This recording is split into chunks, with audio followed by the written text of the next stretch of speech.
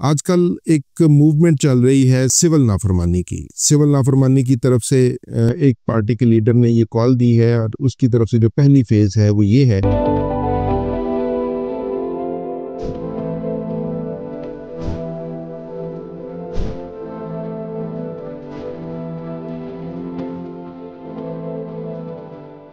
अस्सलाम वालेकुम जी, मैं हूं अदील हैदर और आप देख रहे हैं मेरा YouTube channel legal and economic discussions. आज बड़े एक लंबे अरसे के बाद आपसे मुलाकात हो रही है और क्योंकि वो ज़ाती मसरूफियात की वजह से कुछ इस सिलसिले को कंटिन्यू नहीं कर पाए। बहरहाल अब इंशाल्लाह ताला अब आपसे गाहे बगाहे मुलाकात होती रहेगी। जो भी नए इश्यूज आते रहेंगे और जो भी मामलात होते रहेंगे टैक्स के हवाले से, कानून के हवाले से, प्रॉपर्टी लॉ के हवाले से, इंशाल्लाह ताला दोबारा से हम इसको रिकंटिन्यू कर रहे हैं और दोबारा से इंशाल्लाह ताला मुलाकात होती रहेगी आपके साथ। आज का जो हमारा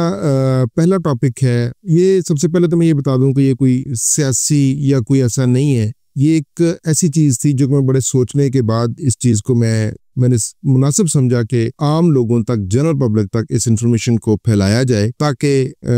लोगों के अंदर अवेयरनेस हो। ओवरसीज़ पाकिस्तानी हमारे जो बाहर काम कर रहे हैं, पूरी दुनिया के मुख्तलिफ ममालिक में काम कर रहे हैं, वो अपने रेमिटेंसेस भेजना पाकिस्तान में स्लो कर दें, महदूद कर दें या बंद कर दें। मैं इसके कुछ लीगल जो एस्पेक्ट्स हैं, जो लीगल इसकी इम्प्लीकेशंस हैं, वो जनरल पब्लिक तक पहुंचाना चाहता हूं कि वो हैं क्या। सबसे पहले तो हम एक फॉरेन रेमिटेंस को देख लेते हैं कि फॉरेन रेमिटेंस कितने किस्म की होती है। फॉरेन रेमिटेंस दो किस्म की होती है। एक होम रेमिटेंस होती है जो हमारे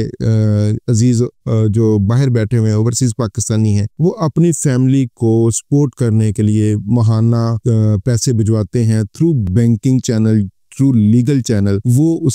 वो भी फॉरेन रेमिटेंस के ही जिम्मे में आती है। या दूसरी चीज जो दूसरी उसकी किस्म है, बिजनेस के अगेंस्ट जब हम कोई चीज़ एक्सपोर्ट करते हैं, खा वो सर्विसेज एक्सपोर्ट कर रहे हों, खा वो हम कोई गुड्स की सूरत में एक्सपोर्ट कर रहे हैं, और वो उसकी सूरत में जो हमें यहाँ पे फॉरेन रेमिटेंस जो आती है, डॉलर्स आते हैं या कोई भी किसी भी करेंसी की सूरत में जो पाकिस्तान में पैसे आते हैं, वो कन्वर्ट होके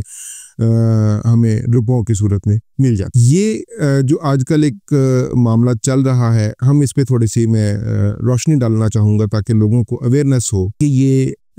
जो सिविल नाफरमानी की जो फॉरेन रेमिटेंस के हवाले से जो एक मूवमेंट चल रही है, वो आया पाकिस्तान के लिए कितनी फ़ायदेमंद है या नुकसानदेह है। सबसे पहले मैं इसका थोड़ा सा कानूनी हवाले से मैं आपको इसका बता दूं। अगर फर्ज किया कि जो बाहर लोग बैठे हैं, ओवरसीज पाकिस्तानी हमारे भाई जो बाहर बैठे हैं, वो उन्होंने घर तो पैसे अपने अजीज अकरबा को, अपने माँ बाप को, अपने बच्चों को पैसे तो भिजवाने हैं। अगर वो लीगल रास्ते से नहीं भिजवाते तो दूसरा रास्ता अब जो बचता है, जो वो इस्तेमाल करते हैं, ये कर सकते हैं, वो बचता है हवाला और हुंडी, जो कि इलीगल है। और उसका जो इम्प्लीकेशंस है उसमें आपको याद होगा 2019-20 में FATF का एक बड़ा मामला गर्म हुआ था, पाकिस्तान ग्रे लिस्ट में था, और फिर उसकी कुछ शराइत थी FATF की, वो हमने उन पे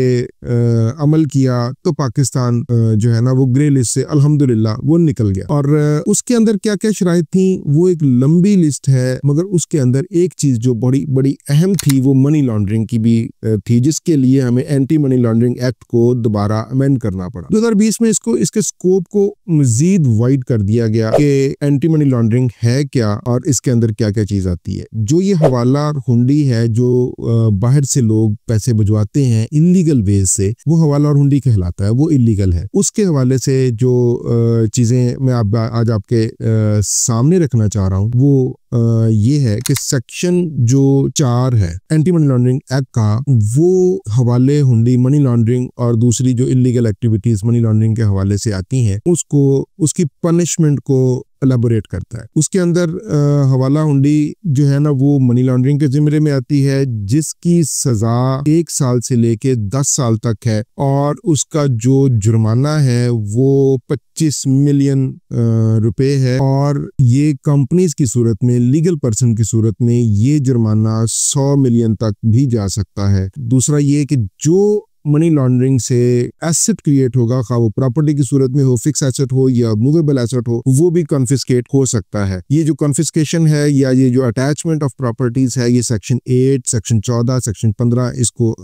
एक्सप्लेन करते हैं। बहरहाल बताने का मकसद ये है कि जो मनी लॉन्ड्रिंग है, ये जो हवाला हुंडी है, ये इलीगल है और इसके नुकसानात होते हैं, मुल्क की मईशत को भी नुकसान होता है और अदरवाइज भी नुकसान है। इसकी जो इन्वेस्टिगेशन की एजेंसीज हैं वो मुख्तलिफ एजेंसीज हैं, FIA भी है, NAB भी है, ANF भी है और डिफरेंट दूसरी जो है ना वो एजेंसीज हैं। जैसे और FIA आए रोज पाकिस्तान में रेड्स कंडक्ट करती रहती है। ये जो इलीगल मनी चेंजर हैं या जो ये दूसरे लोग हवाला हुंडी का काम करते हैं, उनके ऊपर आए रोज हम देखते हैं, सुनने में आता है कि फला जगह पे रेड हो गया, वो हवाला हुंडी का काम कर रहा था और वो सारी चीजें भी कन्फिस्केट हो जाती हैं, वो सारे पैसे भी कन्फिस्केट हो जाते हैं और उसके बाद उसका अल्टीमेट बेनिफिशरी जो उस हवाला हुंडी का, जारी बात है कि वो कोई ना कोई बेनिफिशरी भी होता है कि जिसको बाहर से पैसे भिजवाए जाते हैं, वो उसका बेनिफिशरी होता है, कोई उसको भी ट्रेस किया जाता है, उसके लिए भी लीगल इम्प्लीकेशंस हैं। और इसमें FIA के पास पूरे इख्तियारात हैं इन्वेस्टिगेशन करने के और इसके अंदर मैं आपको पहले बता चुका हूँ कि इसकी जो सजा है 1 साल से लेके 10 साल तक है और जो जुर्माना है वो 25 मिलियन से लेके 100 मिलियन तक। इसके अंदर एक और चीज जो है, ये सिर्फ जो मनी लॉन्ड्रिंग है या ये जो जितनी भी इलीगल फाइनेंशियल ट्रांजैक्शंस हैं, ये सिर्फ पाकिस्तान में ही नहीं बल्कि पूरी दुनिया में ये एज अ हीनियस क्राइम तस्वर किया जाता है और पूरी दुनिया में इसके ऊपर बड़ी सख्त किस्म के लॉ मौजूद हैं जो कि आपको बार करते हैं और जो पूरी दुनिया के लोग जो मालिक हैं वो इसके ऊपर बहुत विजिलेंट है। और पाकिस्तान में जो स्टेट बैंक के अंडर एक कमेटी काम कर रही है जिसे FMU कहा जाता है, जो सेक्शन 6 के तहत बनाई गई है, इसी एक्ट के सेक्शन 6 के तहत फाइनेंशियल मैनेजमेंट यूनिट जो इन सब चीजों को देखता है और इंटरनेशनल कोऑपरेशन के लिए कि जो इंफॉर्मेशन शेयर करते हैं वो करते हैं या हम उनके साथ करते हैं, जो इंटरनेशनल जो इंफॉर्मेशन का तबादला किया जाता है, वो फाइनेंशियल इंटेलिजेंस यूनिट्स हैं जो पूरी दुनिया में कायम है और वो एक दूसरे के साथ इंफॉर्मेशन का तबादला करते रहते हैं और इस इंफॉर्मेशन के तबादले के नतीजे में रेड्स कंडक्ट होते हैं। पाकिस्तान की एजेंसीज जो हैं वो रेड्स कंडक्ट करती हैं, लोगों को उठाया जाता है और उनके ऊपर जो इन्वेस्टिगेशन की जाती है और उसके बाद अदालतों में उनका मामला चला जाता है। फॉरेन रेमिटेंस है किसी भी मुल्क की तरक्की के लिए जो फॉरेन रिजर्व्स हैं वो बहुत कलीदी किरदार अदा। तो जिस मुल्क के पास जितने ज्यादा फॉरेन रिजर्व्स होंगे, या वो गोल्ड की सूरत में होंगे या वो प्रेशियस मेटल्स की सूरत में होंगे या वो जो कुदरती